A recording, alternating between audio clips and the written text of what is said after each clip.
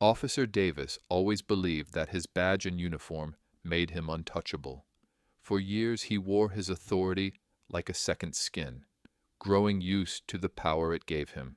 He walked the streets with a sense of pride, certain that no one would question his decisions. It was the kind of confidence that only someone in his position could have, a belief that his word was law and that he had every right to enforce it, however he saw fit. He had grown accustomed to enforcing his power on others, often targeting those who didn't meet his standards or seemed out of place. Whether it was someone walking down the street with the wrong look on their face, or a car parked in the wrong place, he always found someone to make an example of. His actions had rarely been questioned, and when they were, he had the backing of his colleagues, the system, and the law itself. But as Officer Davis walked through the parking lot on that ordinary afternoon, something shifted. It was like the universe itself had decided to take him down a notch, to bring him back to reality. He thought he was just doing his usual patrol, checking for anyone out of line, enforcing rules. Yet little did he know that this seemingly average day was about to change everything for him. It started like any other day. The sun hung low in the sky, casting a warm glow over the asphalt of the parking lot. Officer Davis was doing his rounds, walking with that all too familiar swagger, when something caught his attention. A sleek black SUV rolled into a space near the front. At first glance, it didn't stand out. But as the driver's door opened, something about it made Davis stop in his tracks. Out stepped a woman, tall, elegant, and carrying herself with an unmistakable air of confidence. She wore a tailored navy pantsuit that accentuated her posture. Straight-backed, purposeful, she moved with a quiet authority, as if every step she took commanded attention. In her right hand she held a leather briefcase, which only seemed to add to her commanding presence. Davis watched her for a moment. She wasn't doing anything wrong, not at first glance. But there was something about her, something that bothered him. It wasn't her attire, it wasn't her mannerisms. No, it was the confidence in the way she moved. She didn't seem fazed by anything around her. In fact, she seemed unbothered by the world in a way that irritated him. He couldn't explain it, but it annoyed him to his core. He wasn't used to seeing people so self-assured, especially not in his territory. He decided in that split second that she needed to be taught a lesson, a reminder of who was in charge. It was as though he needed to assert his power over her, to knock that confidence down a peg.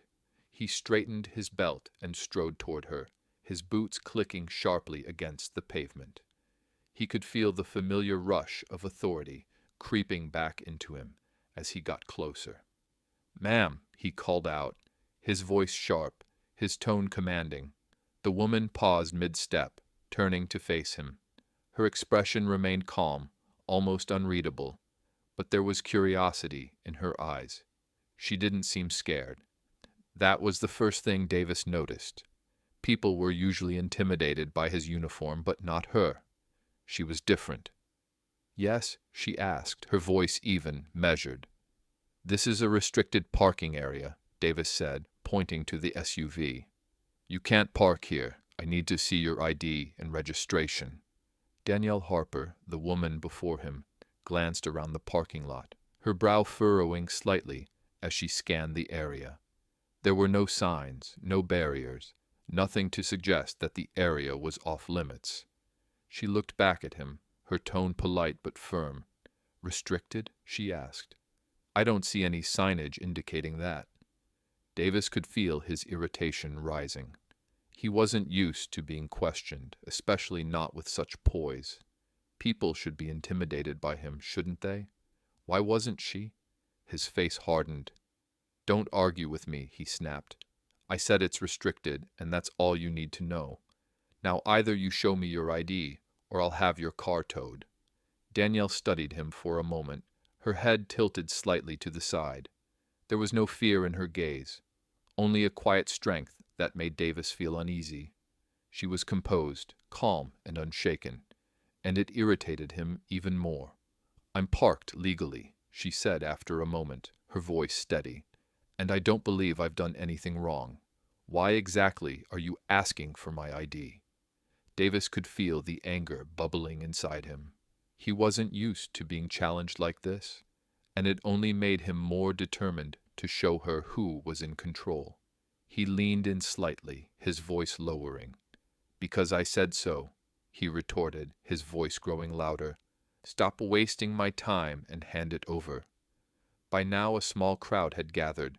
A few people lingered nearby, pretending to check their phones while others openly watched the exchange, sensing the tension between the two. Some of them had even pulled out their phones, recording the interaction in silence, as if they were waiting for something to happen. Danielle sighed, her patience clearly wearing thin. She reached into her jacket pocket, and Davis tensed, his hand instinctively moving toward his holster. Was she reaching for a weapon? Was this about to escalate into something more dangerous? But what Danielle pulled out wasn't a weapon at all. It was a leather badge holder. She flicked it open with a swift, practiced motion, revealing the unmistakable gold emblem of the FBI. "My name is Special Agent Danielle Harper," she said firmly, her voice carrying a weight that silenced the murmurs of the onlookers. "And you've just made a very serious mistake." For a moment, Davis was frozen, his mind racing as he tried to process what he was seeing. Special Agent? His eyes darted from her badge to her face and back again. He felt his confidence crumble. This wasn't just any woman. She wasn't someone he could intimidate or push around. She wasn't just a civilian. She was a federal agent. "Special Agent?" he stammered, his voice barely audible. "Yes," Danielle replied, her gaze piercing and unwavering. "And I suggest you think very carefully about how you proceed from here, officer." The crowd seemed to shift, murmurs of "Is she FBI?" rising among them. Phones continued to record, capturing every second of this exchange. Davis could feel his face flush with embarrassment. This wasn't just a mistake. This was a career-ending move. He had made a fatal error in judgment. I didn't know," Davis muttered weakly, his bravado shattered. "That much is clear," Danielle said, her voice sharp. "But let me be perfectly clear. Your approach was aggressive, unprofessional, and entirely unwarranted. You assumed I didn't belong here. Why is that?" "I was just doing my job," Davis muttered weakly, avoiding her gaze. "Your job?" Danielle asked, stepping closer. "Your job is to serve and protect, not to harass and intimidate. I suggest you reflect on why you felt the need to single me out today." The weight of the moment was heavy, palpable. Officer Davis stood frozen in place, his mind racing, trying to reconcile the truth of the situation with the ego that had been shattered just moments ago. What had just transpired wasn't supposed to happen. He wasn't supposed to be the one on the receiving end of a lesson. He wasn't supposed to be exposed for the arrogant, entitled officer that he had allowed himself to become. But that was exactly what had just occurred, and now he was standing in front of a crowd that had seen it all. Every misstep, every word, every failure. There was no going back. As he watched Special Agent Danielle Harper walk away, her stride confident and unwavering, a part of him felt a surge of anger. It wasn't at her, no, he knew deep down that she had every right to call him out. It was at himself, at the realization that he had allowed his bias, his own flawed sense of authority, to dictate his actions. He had assumed power over her simply because she was different, simply because she wasn't intimidated by the uniform he wore. That assumption had cost him everything. And now, as the crowd murmured and phones recorded the entire scene, Davis could feel the weight of his actions settling heavily on his shoulders. He could hear the whispers. He could feel the eyes on him. People were talking. And worse, they were recording. This wasn't just a public humiliation. This was the kind of mistake that would follow him for the rest of his career, and it was only a matter of time before the entire department knew about it. As Danielle and her colleague walked out of the parking lot, the world seemed to slow down around Davis. He could hear the sound of his own heartbeat pounding in his ears, his breath shallow, his face flushed with the heat of his shame. There was a pit in his stomach that felt like it was only getting deeper. He wanted to speak, to defend himself, to explain his actions, but nothing came out. His confidence had evaporated in the face of the undeniable truth that Danielle had presented. She was right. He had made an irreversible mistake. The murmurs in the crowd grew louder, and the phones continued to buzz with activity as the video footage of the encounter began to spread across social media. It was happening. The incident was going viral. The hashtag started trending. #sign Justice for Harper.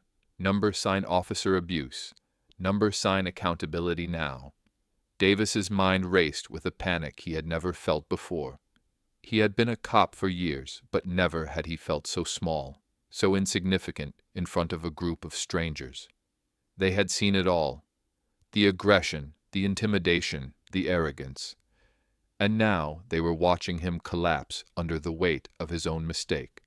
The crowd, still lingering, exchanged quiet whispers and uneasy glances. Some were filming, capturing the last moments of Davis's dignity as it unraveled. Others were openly expressing their disbelief, their discomfort with what they had just witnessed. A few even shook their heads in disbelief, not understanding how someone in a position of power could behave in such a manner. They had seen it all before. Cops who were too quick to use force, too eager to flex their authority. But something about this situation felt different. It felt personal. Davis stood there, helpless, as the moment stretched on. He wanted to speak up, to explain himself, but he couldn't find the words. Every excuse he could think of felt hollow. I was just doing my job. That was what he had told her, what he had told himself every time he crossed the line. But now, standing in the midst of the crowd, it felt like nothing more than an excuse. His job was not to intimidate people, to harass them based on his own prejudices. It was to serve and protect. And he had done neither. Danielle's calm, composed demeanor continued to haunt him. She had been the epitome of professionalism. Even when faced with his aggression, she hadn't flinched. She hadn't backed down. Instead, she had handled the situation with an authority and strength that he could never have imagined. And that was the problem. He had underestimated her. He had thought he could bully her into submission, to remind her who was in charge. But it wasn't about who was in charge. It was about respect. He turned slowly, his body stiff with tension, and saw his fellow officers watching from a distance. They hadn't intervened. They hadn't said a word, but they were all watching him now, their eyes full of judgment. Some of them had seen him act this way before, but now the world was seeing it too. His actions were out there for everyone to see, and there was no taking them back.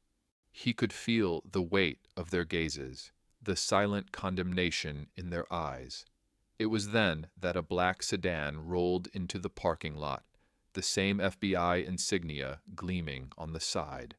The vehicle came to a smooth stop, and a man in a sharp suit stepped out.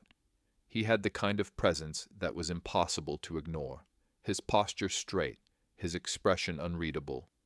He didn't glance at Davis as he approached Agent Harper, but his eyes flicked over to Davis for a brief moment.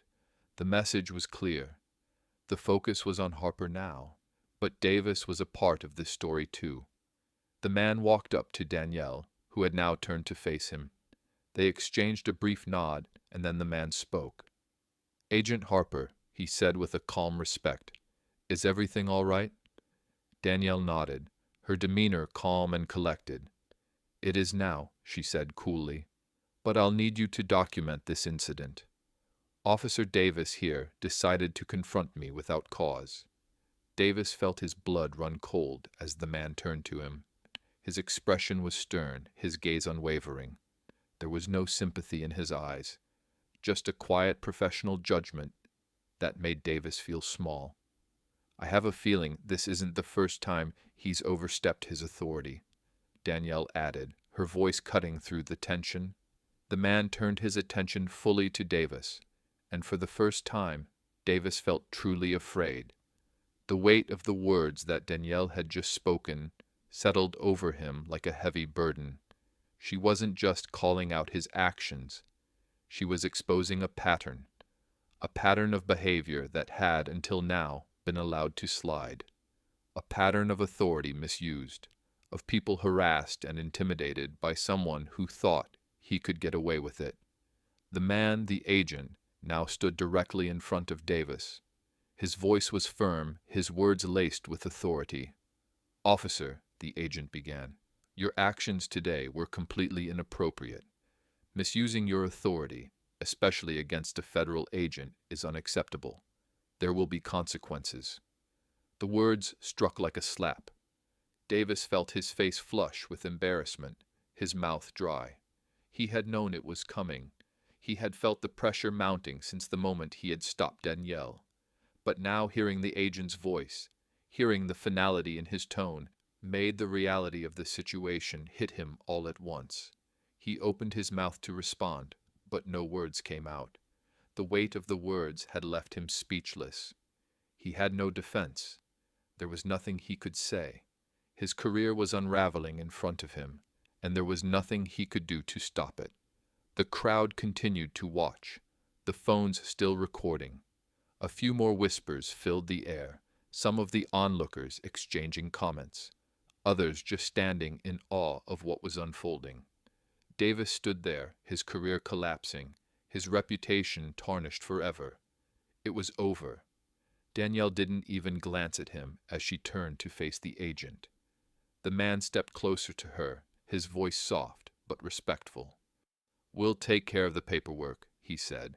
"I suggest you document this, Agent Harper. You've got a case here." Davis could feel the weight of their words, their judgment, like a suffocating blanket. He wanted to disappear, to escape the consequences of his actions, but he knew he couldn't. He had made a choice, and now he had to face the fallout. "Your actions today were beyond unprofessional, officer." Danielle's voice cut through the tension, once again directed at Davis. "You let your bias guide your actions, and it's going to cost you. You may have a badge, but you no longer have the trust of the people around you. Not anymore."